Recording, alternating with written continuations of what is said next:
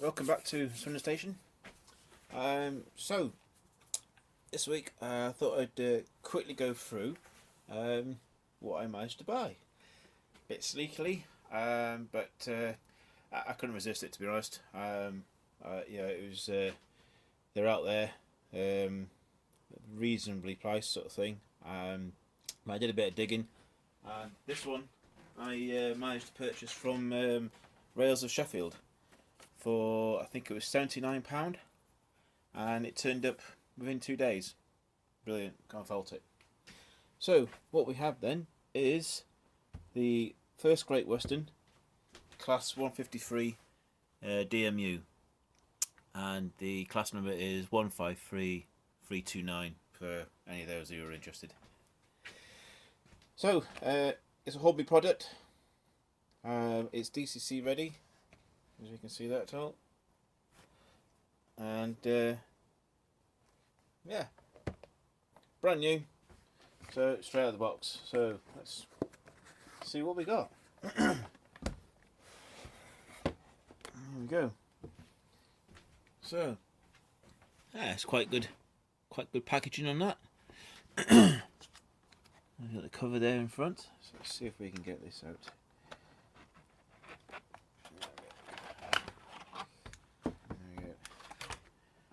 So some instructions. This is just the usual sort of basic how to look after it, how to remove the body. This unit is DCC ready. It has a PCB unit installed on it. Unfortunately I haven't got any spare DCC decoders with me this week, but not to worry, we can still obviously do a run on it. It's not a problem. So in the bag, got a couple of the couplers that are kindly included, and we'll fit them at some stage. Alright, let's have a look. There we go. Awesome.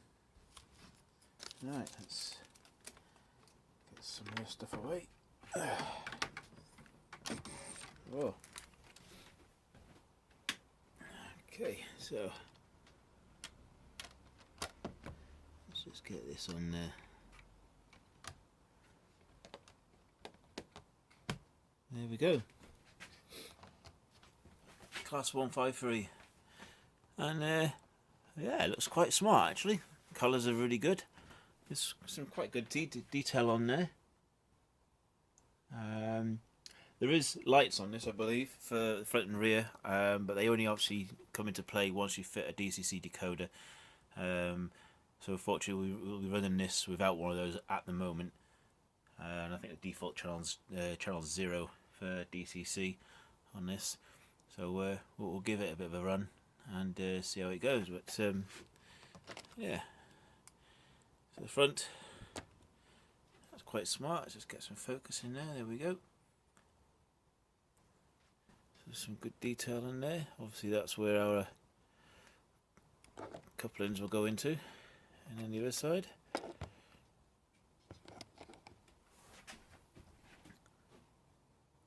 Yeah, I like how they've mimicked the rivets on the panel. I think that adds to the overall effect of it, which is quite good. And obviously, see the cap there, and they've got little steps and the ploughs front and rear.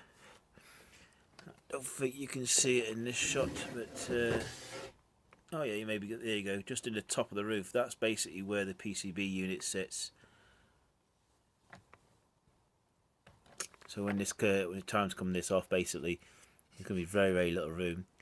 So the decoder, either end, either this end or this end, I'm not sure, but it'll get plugged in at some point. But yeah, overall, it's pretty good. There's a bit of dirt on there, it's picking up, I have to keep an eye on that. But yeah, quite chuffed with that. Very smart. Let's just give a bit of an overall pan. Let's have a look here.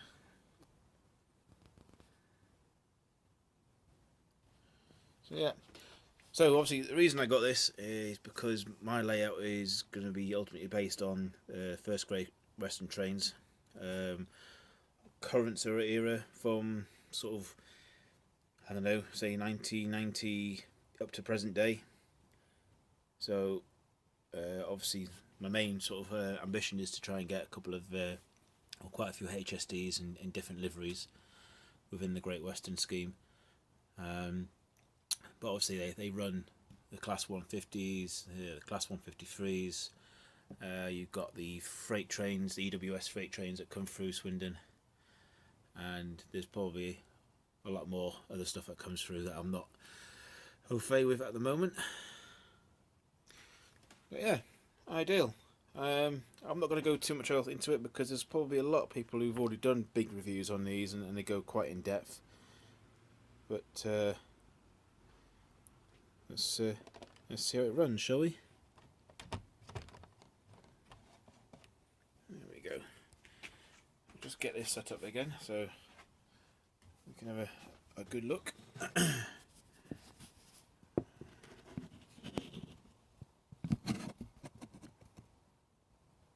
Okay, right, let's just move this packaging out of the way. Like I said, the DCC isn't fitted onto it at the moment, so there won't be any lights to the front and rear. I don't believe there's any cab lights any either. But there is kits you can buy that I'm sort of looking into, maybe for Christmas time. I may put some interior lighting on it, but for now my aim is just to get a decoder, about anything from sort of 8 to 15 quid, and we'll get that fitted, and then we can have obviously use of the front and the rear light systems. So let's get this thing powered up and see what happens.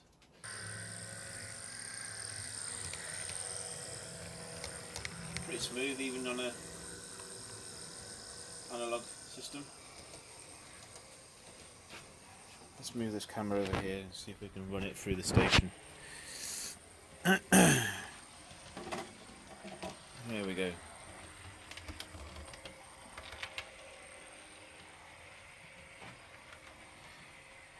As you can see, it seems to be going through the points. Let's just bring that back for a minute.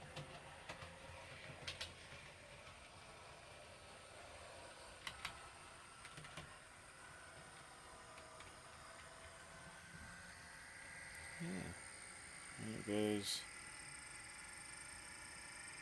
Even with just the analog, yeah, it just felt the Z, isn't it? But it's not too bad.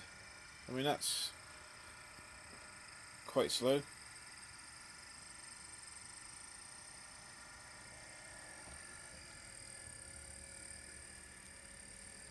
Doesn't seem to mind this particular curve. I think this curve's probably, well, probably a second radius.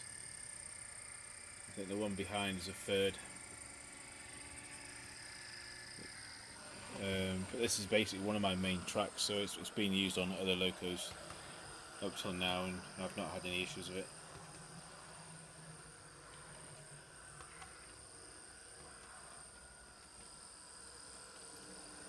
Like I said, there's no lights at the moment, but that won't be long.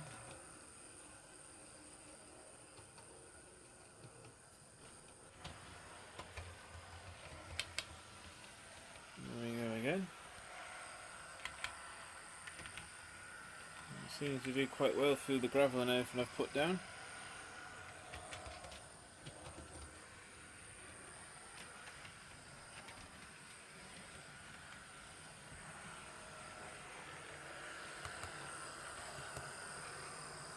Yeah, superb. So, the first brand new loco, I should say, that I've bought for this this outlay. So I think we'll let that run in for a bit, and yeah. So anyway, like I said, the packaging really good. I've got no issues with it whatsoever. That's the code if anyone's interested.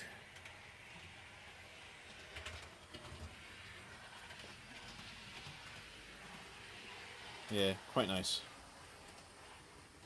And the detail on it is pretty superb as well for what I think is a good diesel loco. Right, well, I'm not going to say any more. I'm going to let this run in now for a couple of hours at half speed.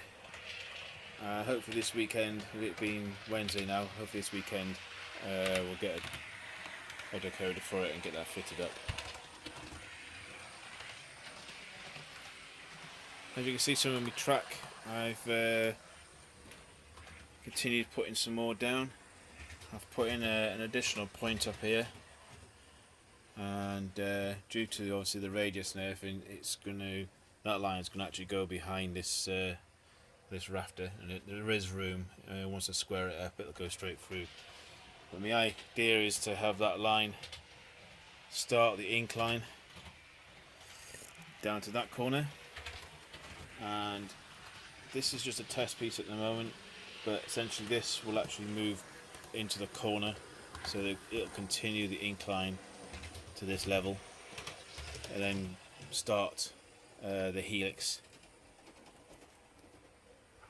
And then the idea is then basically that I'll have a second level that will go across here, all the way across, and at some point I'll probably in the middle I'll introduce some sort of bridge or viaduct, whatever's available really, whatever I can get my hands on.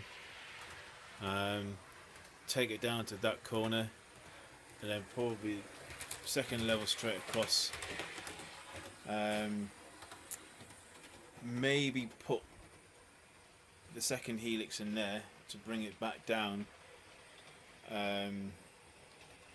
or I may just keep it at a second level going all the way across the back end.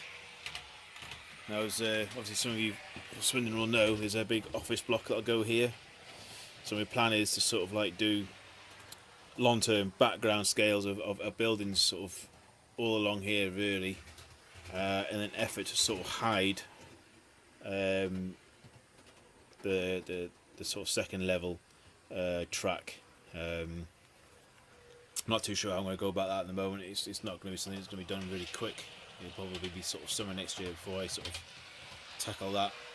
But my main sort of priority at the moment is obviously continue with this. This is basically the station building. I had to do a few modifications and things just weren't looking right, so lucky I found this box and I've shored it up, made it a bit more rigid. And then what I'll do is I'll be getting some photos of this side and the opposite side of where all the doors and windows are, and they'll be basically cut into this. There'll be a fascia going on the front of it, and when I'm ready I'll start putting the overhang on, which will come out to about here. So it's stuff that I want to get on with. It's tedious work, it takes time, and I'm away quite a lot at the moment in work during the week, so I don't get an awful lot of time at the weekends. But that's the price you pay, I suppose, isn't it? I mean, at the end of the day, you wouldn't want to finish this thing in 2 minutes. So I mean, I've got plenty of scope to be getting on with. I'm hoping sort of by Christmas this would actually start looking like a building of sorts, and then maybe sort of introduce a few of the sort of niceties that you find on the platforms, like, you know, chairs, bike racks, signage, lighting sort of systems, you know, all the stuff that you'd normally find on a platform. So yeah. Well, anyway, I hope you enjoyed the introduction of the DMU 153. I'm certainly pleased with it. So yeah, we'll leave it do its little running period, and we'll go from there. It's such a short video, I know, but not to do too much. Like I said, it's ongoing. Well, so I've got my Lima Great Westerns there. They're sat taking pride of place at the moment. They'll be next to basically look at the motor. Pancake motors are really difficult to get hold of. If anyone knows where I can get hold of a new one, or a relatively decent, good running one, please let me know. Or if there's an alternative motor that's similar to a pancake that we can put into Lima models, again, sort of let me know, because I'm quite keen to try and put this one on the track when I start buying the carriages, sort of Christmas time, New Year. Obviously I'll want to DCC it as well, but yeah, I'm quite impressed with that one. There is another one I'm looking on eBay at the moment. That finishes tonight, so if I win it, great, I'll put a picture up. If I don't, just keep looking. But yeah, hope you enjoyed. One last look at the DMU. Many thanks for watching. I'll catch you later.